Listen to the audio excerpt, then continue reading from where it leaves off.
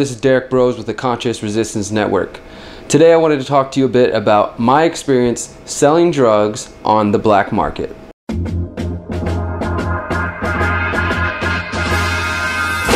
Got me wondering how I got into this mix. So if you follow my work, then you know that my strategy to helping propel humanity forward and move past this idea of the state is known as Agorism. This is something that I picked up from the New Libertarian Manifesto written by Konkin III in the late 70s. I have another video about that. If you want to catch up on that, check it right there.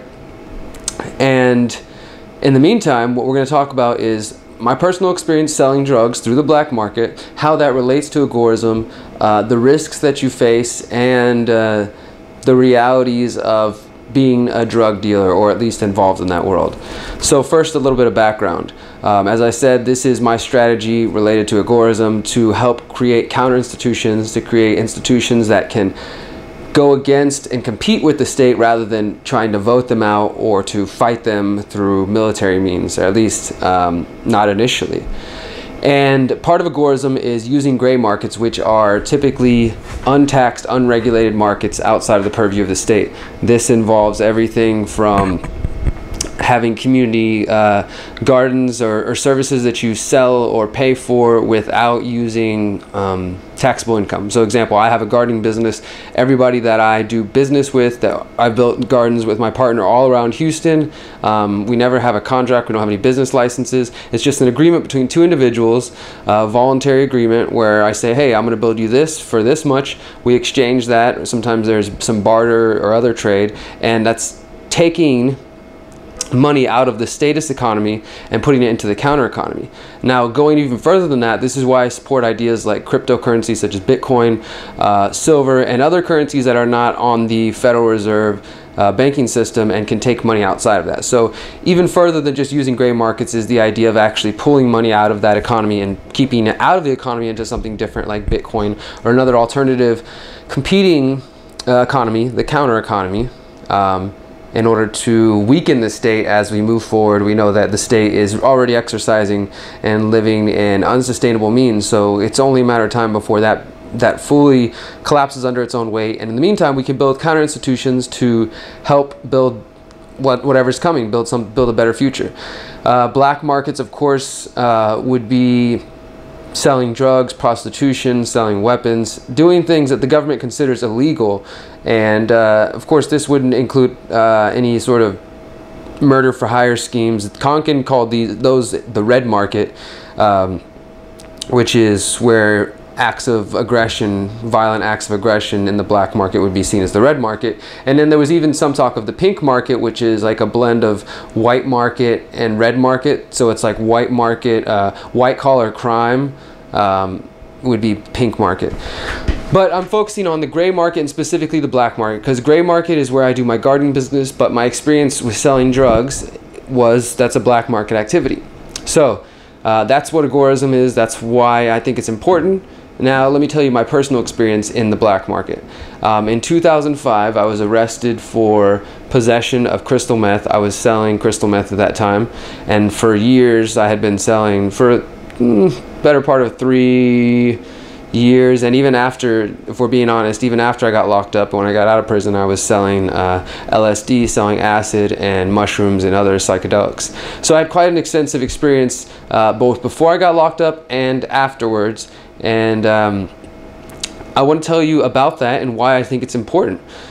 First of all, I got involved in the black market trade in, I guess you could say as early as junior high, but it wasn't ever to the extent that it would be later on in my late teenage years, early 20s to mid 20s. At that time in junior high, it was just, you know, smoking pot with friends and having some weed, and maybe I had a friend who had an older brother who sold weed, so we would do, you know, help some of our friends get weed, things like that. But I started to understand it as a business for the first time probably when I was about 18 years old, and I watched a movie called Blow with Johnny Depp about Boston George and, you know, his cocaine business, massive cocaine business, dealing with Pablo Escobar and all that. And I remember clearly after that movie ended, I had my notebook out and I was just trying to do the math on, okay, I could pick up a quarter pound of some weed, I could do do this? And I was already starting to brainstorm, and it would take me years and an understanding of agorism to realize that I was basically just an entrepreneur, and really looking at other examples in my life beyond just selling drugs. I've always looked for for business and for ways to make money or to create, to be an entrepreneur, and I just really hadn't fully grasped that yet, but it was starting. And so let me see, so that was 2003 when I watched Blow. Then a couple years later, within the next 2 years, I really started to get more into drugs and got exposed to some people, met some older guys who were career criminals, been in and out of prison, and were involved in a lot of crystal meth dealing. And you know, there's like a rung. This is a hierarchy. Selling drugs can be a hierarchy. This was, you know, there was a guy who was, they always have some random names, but he had a name of a certain state that I won't say. That was his nickname, where he came from. And he owned several different mechanic shops around this part of Houston, West Houston, and those were fronts for his drug dealing business. And I never really dealt with him much.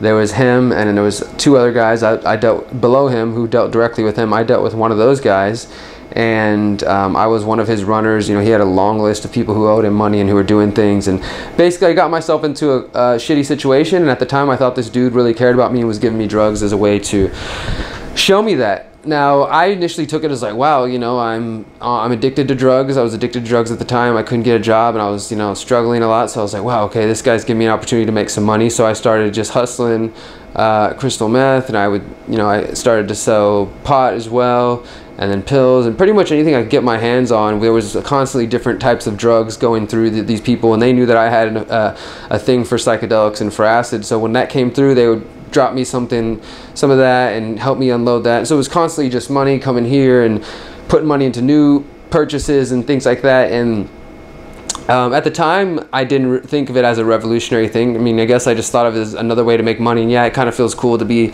a rebel, be selling drugs, even if you're just, you know, a small timer like I definitely was. But I was dealing with some people who were definitely moving massive amounts more than I was. And years later, I would come across some people who were also doing large amounts of LSD. And so time went on, and I got more and more involved in this, but truly I wasn't in a happy place in my life. So if I was in a different situation, I would have embraced it more in a more positive spin rather than being addicted to drugs and just doing this as a means to survive. So eventually it caught up to me. I quit crystal meth and I got myself sober 10 years. And but I kept doing drugs even after that. And in November 2005, 2 weeks before I turned 21, I was pulled over for expired tags or something. Ended up getting arrested for a warrant that was out for me for all kinds of tickets I'd been ignoring, and they searched my car and they found crystal meth in my car. So I got locked up for a year. I got out. When I got back out, people who had known me in that world were starting to offer me drugs again to, you know, make some money, and I was really trying to turn straight. But I went ahead and, you know, started to pick up large amounts, several pounds, 3 or 4 pounds of marijuana and cannabis, the medicine, and made some money. And unfortunately, I couldn't handle having that much around me without smoking it, so I got high, ended up failing my drug test and going back. So after getting sent back once more, I was really just like, okay, I got to be done with this. And things get fuzzy around that time period. You know, I don't want to give up too much of my personal history, but I will say that throughout that time period, say 2006, 2007 until 2010 or 11, around the time I started to get active as an activist and realized I was dealing with the cops on a regular basis and I needed to be safe. Until that point, I was dealing with large amounts of LSD and psilocybin. And I will say, comparing those different black markets, the black market of crack cocaine, because I had a lot of exposure to that as well, and heroin and meth, these heavier drugs that tend to be a bit more extreme, totally different climate. You know, instead of dealing with potheads and people who like to trip, you know, usually those people are a lot more open and happy. On the other side, you've got people banging on your door in the middle of the night, people stealing things, bringing you all kinds of random things. So those are some of the risks that you're going to deal with. Obviously, as I said, I was arrested. So while I believe in agorism and I believe the more counter institutions that we build and the more people that invest in the black and gray markets, the easier it makes for others to get involved in these. And the more that grows and these agorist pockets grow, it becomes easier to do these things that are illegal illegal because the state won't have as much authority to inflict harm on us as we do these victimless crimes. I do want to say that obviously I was abusing these drugs plenty at that point, and I don't really know if, after my experience with all these type of drugs, I don't think many of them have anything to offer you other than psychedelic experiences and cannabis. So I advise, of course, respect and self-control when it comes to experimenting with these things, and also being a responsible businessman. I wasn't trying to harm anybody, so you want to have good quality product if you want people to come back, and sometimes that can be difficult dealing with various chemicals and different things, but you want to have a good, clean product.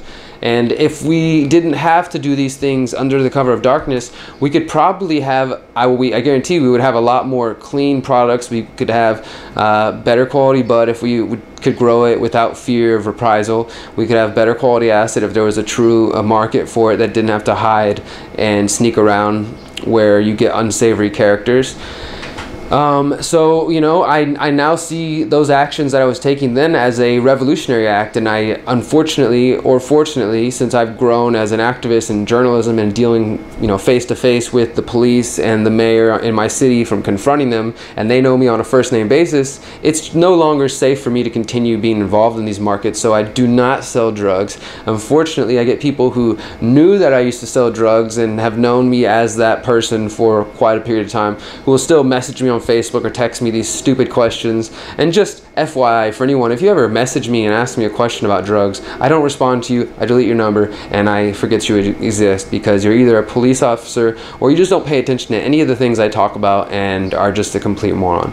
So while I enjoy psychedelic substances, I am no longer involved in selling that black market, but I definitely support those who are involved in there, and if I ever need to have a good trip or experience, I know where to go, and I support those radical agorist entrepreneurs, and I make sure to let people know that they are doing something revolutionary, that look, we're fighting a war here. The drug war is slowly coming to an end, and the state wants to put you in a cage for victimless crimes, for supplying a service and doing a good job at that, as far as the people I deal with. And it's a silly thing, but I just wanted to share my experience on what it's like to be a drug dealer, some of the consequences, and how that pertains to agorism and freedom. Thank you guys for listening. Subscribe to the channel. Let me know your thoughts below, and talk to you soon. If you can hear this, you are the resistance. Peace.